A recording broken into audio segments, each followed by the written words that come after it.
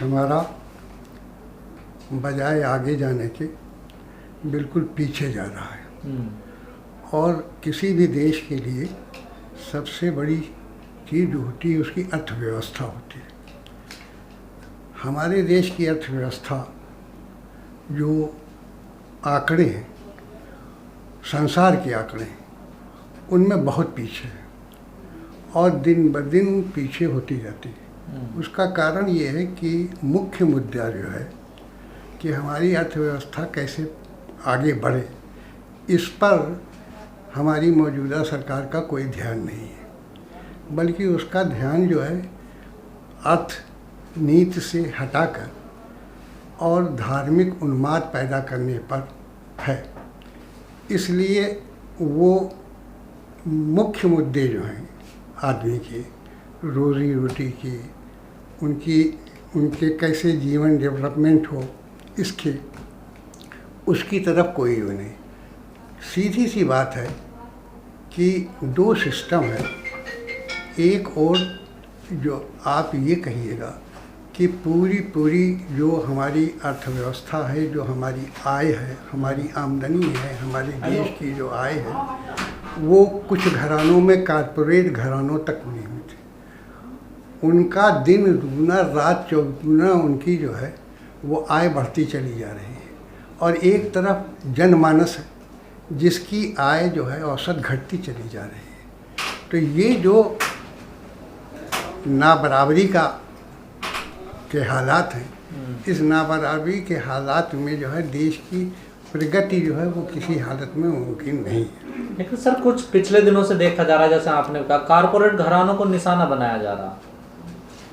Corporate घरानों को किसमें निशाना? अंबानी की पिछले रिकॉर्ड्स देख लीजिए, अडवाणी के पिछले रिकॉर्ड्स देख लीजिए। इन लोगों की जितने भी कारपोरेट उनकी बढ़ी है, किस कारपोरेट घराने की जो है वो स्टैटिस्टिक्स बताती हैं कि घटी है। अगर उनकी घटी है तो आप कह सकते हैं कि वो टारगेट पर हैं, और अगर उनकी बढ़ती चली जा रही है तो आप ये कैसे कह सकते हैं कि वो जो है वो ये तो बढ़ रहा है बैंकों का। अब देखिए, ऐसा है कि ये बात अपनी जहाँ पर होती है कि जो भी सरकार होती है उसके कुछ ख़ास कैपिटलिस्ट घराने होते हैं, कारपोरेट घराने होते हैं।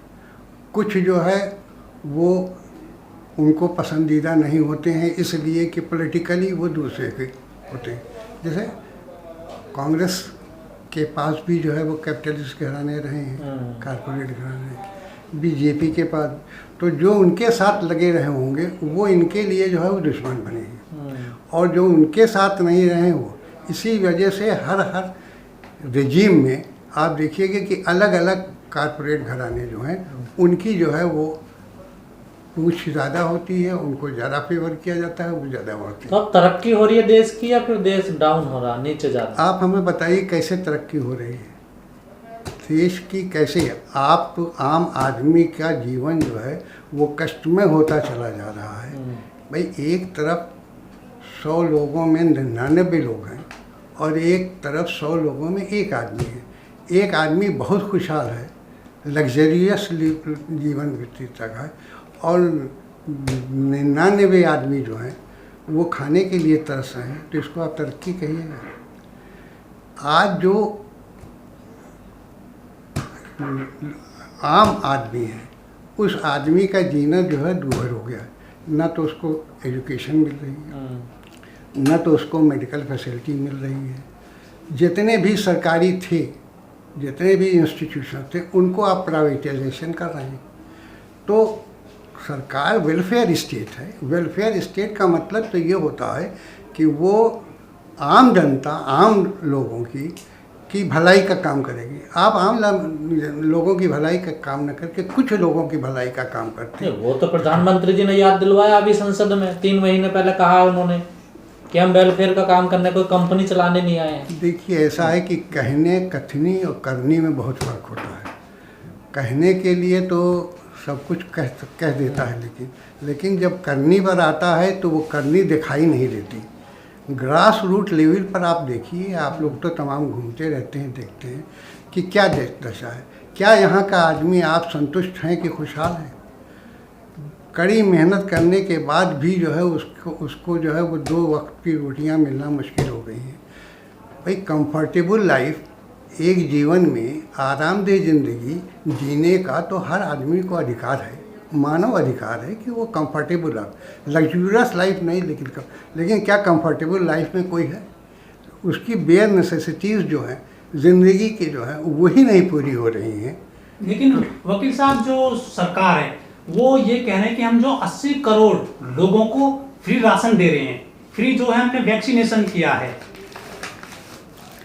देखिए, जो फ्री राशन वाली बात आप कह रहे हैं, जितना वो देते हैं उतना भी सफिशिएंट है, और हर चीज़ की नीयत होती है। एक मेन चीज़ जो है वो किसी भी काम करने की उसकी नीयत होती है, इंटेंशन होता है। इंटेंशन क्या है? इंटेंशन उन्होंने कब दिया? जब उनको वोट लेना हुआ। इलेक्शन के पहले इधर जो है उन्होंने जो कुछ भी दिया वो इलेक्शन के पर्पज़ से वोट लेने के लिए दिया, इस पर्पज़ से नहीं दिया कि लोगों का जो है वो पेट भर जाएगा। इसलिए से दिया है कि अगर ये हम लालच दे देते हैं थोड़ा सा गरीब आदमी को तो इनसे हमारा वोट मिल जाएगा। तो मेन चीज़ है नीयत। नीयत इनकी ठीक नहीं। नीयत अगर इनकी ठीक होती तो फिर तो ये तो सरकार ही अच्छी हो जाती। सर, आप कह रहे हैं नीयत ठीक नहीं है सरकार, तो इतना बड़ा मैंडेट कैसे मिल रहा? जनता परेशान है, सब लोग परेशान, जैसे आपने कहा। देखिए, मैंडेट की जहाँ तक की बात है, वो चाहे हिंदू हो या मुसलमान हो, इमोशनल नारे जो होते हैं, जज्बाती नारे जो होते हैं, चाहे वो हिंदुओं के हों चाहे वो मुसलमानों के हों, वो बहुत जल्दी जो है वो अट्रैक्ट कर लेते हैं। और यही चीज़ जो है वो यहाँ पे भी हुई है। दूसरी चीज़ ये है कि एक तो ये है कि ये जो धार्मिक नारों की बेसिस पर कुछ वोट मिले हैं और कुछ वोट जो है वो बेईमानी से मिले हैं। यानी ऑनेस्टली यहाँ का कोई इलेक्शन हुआ नहीं है। जो भी इलेक्शन हुए हैं, भाई इलेक्शन कराने के लिए जो कोड है, कोड तो ये है ना कि आप किसी तरह की लालच नहीं दीजिएगा, आप किसी तरह का जो है दुष्प्रचार करके धार्मिक उन्माद पैदा करके वोट नहीं लीजिए। लेकिन आप खुद देखते हैं कि ये सारे जिन चीज़ों के लिए मना किया गया वही सारे प्रयोग थे। शराब बट्टी है, पैसे पहुंचाए जाते हैं, तो ये फेयर इलेक्शन नहीं है। It is not a fair election, बल्कि in the garb of the democracy जो है, ये in the garb of the democracy जो है, ये एक डिक्टेटरशिप की जो है वो राजनीति हो रही है। सर, आपने कहा कि धार्मिक नारे लोग इमोशनल हो जाते हैं, पर दूसरी पार्टियां तो है ना जनता को सच बताने की, इससे आपका भला नहीं होगा, आपका भला इससे होगा, वो भी तो फेल हो रही है ना सर। हाँ, देखिए ऐसा है कि बिल्कुल सही है, दूसरी पार्टियां भी हैं यहाँ पे और जिनसे हम ये उम्मीद करते हैं कि उनको भी जो है वो सामने आके जो है इसको फेस करना चाहिए। लेकिन हमारे यहाँ पॉलिटिकल पार्टी जो सिवाय कम्युनिस्ट पार्टीज़ के अलावा किसी में भी जो है वो ये हिम्मत नहीं जुटा पाते हैं कि वो सामने आके जो है उसका मुकाबला, स्ट्रगल जो है वो फेस टू फेस करें।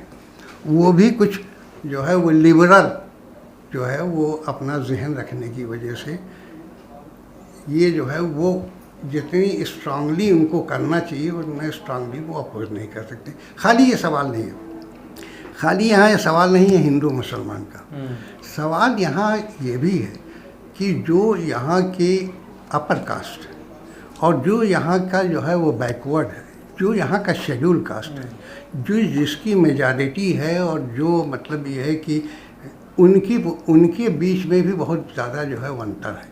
ये अंतर क्यों है? इसी अंतर को ख़त्म करने के लिए संविधान में अम्बेडकर ने ये तमाम सारे जो है वो संविधान ऐसा बनाया था कि जिसमें हर आदमी को, भारतवर्ष के हर नागरिक को बराबरी का अधिकार मिले और जो लोग दबाए गए हैं एक ज़माने से उनको जो है वो समय मिले और उनको जो है अपॉर्चुनिटी मिले कि वो बराबर के लेवल में आ सकें। लेकिन क्या एक्चुअली यहाँ पर ये हो पा रहा है कि नहीं? आज भी अम्बेडकरवादी लोग जो हैं वो चीख रहे हैं, पुकार रहे हैं, उनकी भी आवाज़ें बुलंद हो रही हैं, लेकिन उनकी कोई सुनवाई नहीं। भाई यहाँ का एक्चुअली हम लोग जो है कम्युनिस्ट लोगों में ये नहीं है कि हम धर्म या जात की राजनीति करते हैं, लेकिन एक बात तो है कि हमारी जो है वो वर्ग संघर्ष में हम विश्वास करते हैं। दो ही वर्ग हैं, एक वर्ग तो है अमीरों का वर्ग है, एक वर्ग है गरीबों का, एक है मेहनत कशों का वर्ग और एक है मेहनत कशों की मेहनतों की लूट का वर्ग। यही दो वर्ग हैं। अब चूँकि यहाँ की परिस्थिति भारतवर्ष की ऐसी रही है कि एक बहुत बड़ा तबका यहाँ का इंसान मनुष्य जो इस देश का है वो इतना ज़माने तक एक्सप्लॉइटेड रहा है, जिसके कान में जो है वो आपने शीशा पिला दिया है, जिसको मंदिर में जाने की आपने जाने, अरे भगवान तो सबका भगवान है, जैसे ब्राह्मण का भगवान है वैसे उसका। लेकिन आज हमारे प्रेसिडेंट ऑफ इंडिया को जो है घुसने नहीं दिया गया मंदिर में। तो क्या है ये, क्या है इसको, ये क्या बताता है? यानी इंसान को इंसान न समझ के इंसान को जानवर और इंसान में फ़र्क किया जा रहा है। तो ये चीज़ जो है इसको जो है बारीकी से देखने की चीज़ है। सर एक आखिरी सवाल आपसे, आपने कहा कि जो कम्युनिस्ट लोग हैं, हम लोग जो हैं वो कोई धार्मिक या जातिवाद की राजनीति नहीं करते, लेकिन अगर एक आध नाम को छोड़ा जाए तो अपर कास्ट पे कब्जा रहा कम्युनिस्ट पार्टी होता है। देखिए अपर कास्ट डी क्लासीफाई कर लीजिए आप, अपर कास्ट अगर डी क्लासीफाई अपने को कर लेता है तो ठीक है। बहुत सारे मैं आपको बताऊं, खाली उन्हीं का सज्जाद ज़हीर, सर वज़ीर हसन साहब जो थे वो chief justice of Awadh court के थे, उनके लड़के, उनके दो लड़के थे, एक अली ज़हीर थे और एक सज्जाद ज़हीर थे। अली ज़हीर जो है वो कांग्रेस में थे और वो बार एटला थे, सज्जाद ज़हीर जो है वो कम्युनिस्ट पार्टी में थे। सज्जाद, अब आप कहिए कि चूँकि वो बड़े परिवार के थे तो वो कैसे, उन्होंने अपने को डिक्लासिफाई किया। उन्होंने इस बात को महसूस किया कि हम गलत हैं, हम भी इंसान हैं और हमारे साथ जो घर में हमारा नौकर है वो भी इंसान है। तो उन्होंने इंसान के साथ इंसानियत का ट्रीटमेंट किया। तो बड़ी जात में होना कोई बड़ी बात नहीं, लेकिन बड़ी जात की मानसिकता क्या है ये इम्पोर्टेंट। अगर कहा जाता है भारत में जाति वो है जो जाति नहीं है कभी। अब वो तो ऐसा असल में ऐसा है कि जाति तो एक ज़माने से चली आ रही है, इसलिए नहीं जा रही। जाना तो इसको भी है, एक दिन जाएगा जिस दिन साइंटिफिक डेवलपमेंट हो जाएगा, लोगों में अवेयरनेस पैदा हो जाएगी, उस दिन जात भी चली जाएगी। इंटर रिलीजन मैरिज भी होगी, इंटर कास्ट मैरिज भी होगी, और लेकिन उसमें काफ़ी समय लगेगा।